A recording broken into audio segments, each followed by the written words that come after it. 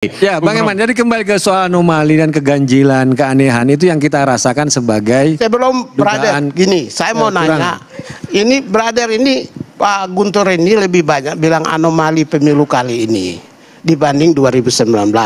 Bisa dijawab juga oleh Bang Rocky. Pemilu kali ini paling buruk atau 2019? Saya pemilu kali ini tentu saja. Oke, yang Bang Rocky, buruk nggak pemilu kali ini dibanding 2019? Saya nanya dulu. Jangan bangunin macan tidur. Nggak apa-apa. Silakan, macan ini juga lebih macan. Buruk nggak? Saya nanya Bang Rocky, jawab dulu. Singkat aja. Iya, saya takut menjawab macan. Menjawab kucing saya berani. Berarti Bang Rocky takut menghadapi saya. Bukan takut menjawab, takut menjawab pada kucing itu. Begini, kucing mau menjawab sekarang. Kucing kadang-kadang gini, ibarat gajah kan. Gajah nggak pernah bunuh semut, Pak, tapi semut bisa menyengat gajah. Jadi kalau di sana gajah, di sini semut. Dia nggak akan pernah. Terlepas dari itu. Gini. Karena itu metafornya dimengerti. Kucing itu punya 9 nyawa, itu masalahnya. Jadi pertanyaan saya. Maksudnya apa, Bung Rocky? Pemilu kali ini gini. Kaitannya apa tuh? Saya mau nanya, pemilu kali ini lebih buruk dari 2019 nggak? Saya tunggu rakyat bersuara melalui. Itu berarti takut kalau saya jebak. Bukan apa pertanyaannya, Pigai? Saya mau jebak. Ya, jebak aja coba. Ini saya jawab dulu. Saya mau jebak, pemilu kali ini lebih buruk dari 2019 kak? Parameternya buruk, lebih buruk dari. Problem kita jujur atau tidak pemilu, bukan dibandingkan. Pemilu itu adalah etalase nilai demokrasi, hak asasi manusia, perdamaian dan keadilan. Enggak, itu enggak ada. Saya jelasin dulu. Gini. Dengar dulu. Oke. Kalau 2019 itu 775 orang nyawa manusia mati. Hari ini tidak ada. Ada 100. Ada, Bung Pigai. Anda jangan 100 berapa? 125. Ya, dari sisi kuantifikasi angka perbandingan 700 orang mati nggak bisa dilihat hanya sebagai angka. Saya mau angka kuantitas. Orang meninggal satu pun bermasalah. Kuantitas. Jadi jangan hanya statistik. Satu ya, 775 dibanding 100 sekian. Satu ya.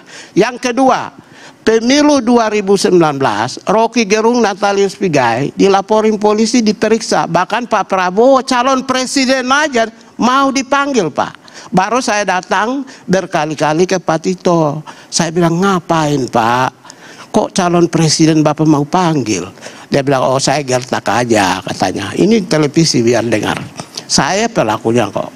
Jadi hari ini yang dianggap kriminalisasi cuma satu orang namanya Aiman Wijaksono. Dipanggil polisi, Bung. Hari ini pemilu kali ini yang dianggap kriminalisasi hanya satu orang namanya Aiman Wijaksono.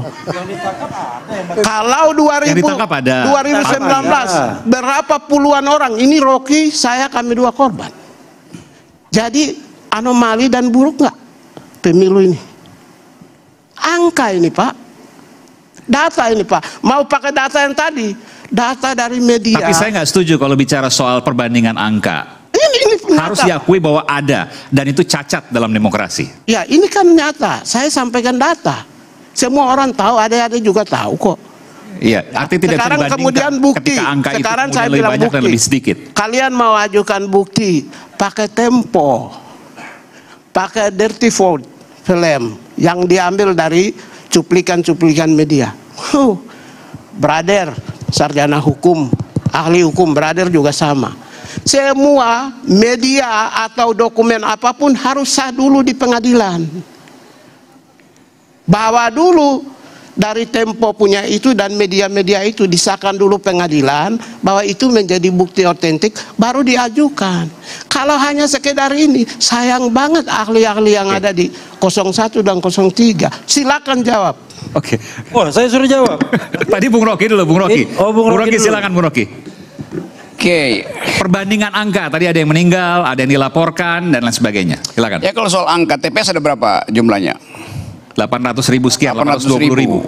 Ya, dia nggak hafal kan, saya hafal 823.220. Oke. Nggak hafal kan? Itu menunjukkan kalau dia nggak pintar-pintar amat. Yes. Gini, saya hafal tapi biasanya lebih hafal. Saya itu hafal tapi biasanya lebih hafal kalau sudah dikasih kuasa untuk membela. Saya kan tidak dikasih kuasa untuk membela.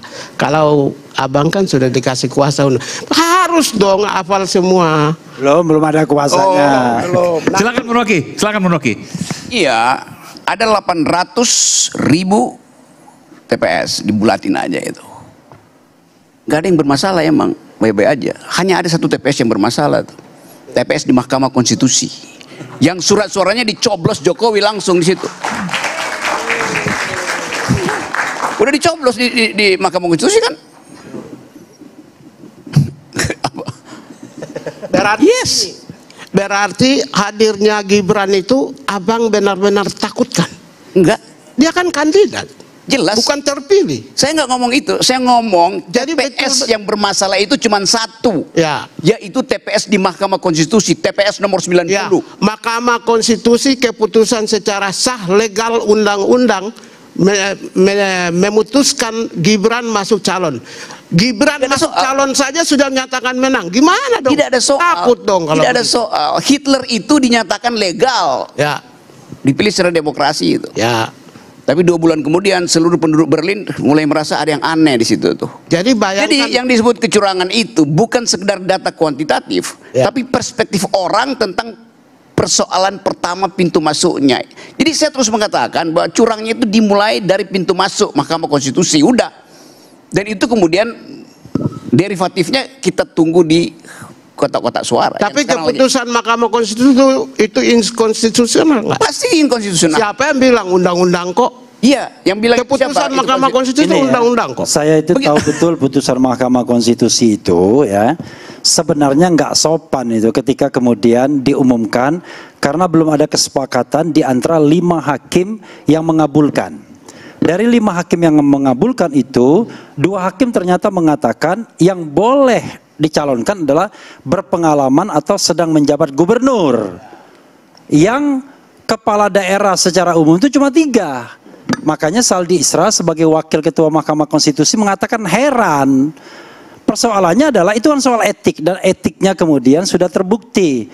Ketika kemudian secara kasar Ketua Mahkamah Konstitusi kemudian memaksakan untuk membacakan putusan itu, disitulah persoalan terbesarnya. Nah sayangnya putusan MK itu selalu diberi judul final and binding. Begitu final and binding, kita tidak punya mekanisme untuk membatalkannya, walaupun putusan itu sontoloyo ngawur begitu. Itu persoalannya. Ya, gini. Bigai. Kalau belum pernah ada di dalam lembaga, pimpinan lembaga yang komisi-komisi, yang pimpinannya terdiri dari lebih dari 1 orang, ya bahasanya begini.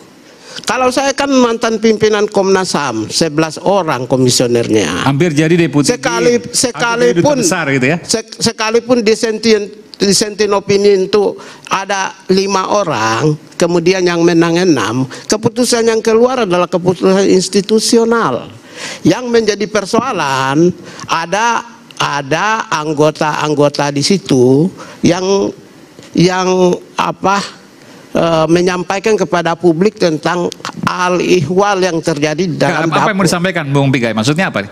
Jadi keputusan MK adalah keputusan yang sah. Sudah Tidak final sekedar dan mengikat. binding, Ya. tidak sekedar binding, tapi itu adalah keputusan Mahkamah Konstitusi.